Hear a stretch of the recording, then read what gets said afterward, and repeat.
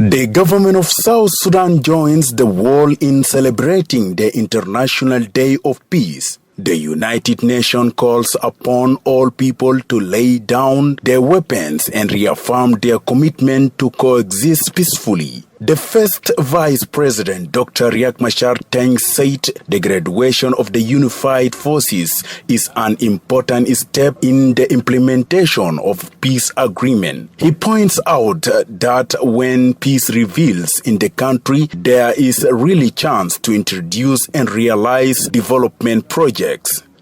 Because with security forces, you consolidate peace. You begin to have faith that peace is there. Many, when they outline challenges, were outlining concerns of security.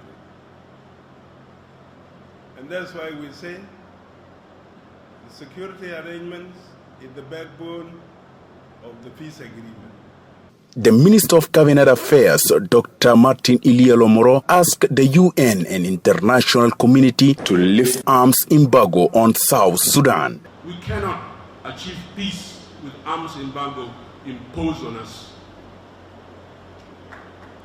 And so, if this day is to be fruitful, if this day is to be meaningful, I call on all UN agencies working in South Sudan, including UNIS and the Troika, to take the message of the President that the embargo must be lifted in line with the request of African Union and IGAD region.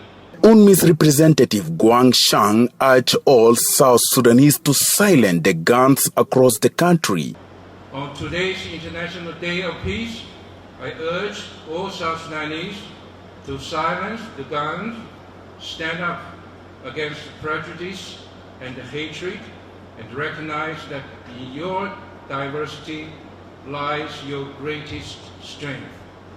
I reassure you that UNMISS continues to be your partner for peace. On the commemoration of the International Day of Peace, the Ministry of Peace Building is calling upon all South Sudanese to dismantle structures, systems, and practices that promote ethnic discrimination, hate speech, and violence. All must work together to build peace through applying non-violence, dialogue, reconciliation, and to achieve social cohesion and develop South Sudan, according to Undersecretary of the Ministry of Peace Building, Pierre Philip Michael. In South Sudan, Your Excellency, ethnic discrimination has become a sharp driver of conflict. Therefore, one of the key objectives of this event today is to create public awareness about the dangers of ethnic division and the importance of embracing unity in diversity to build durable peace in our beautiful republic. We believe that we can still work to dismantle the structures that entrench ethnic discrimination in our midst and support movements for equality and human rights in every part of our nation.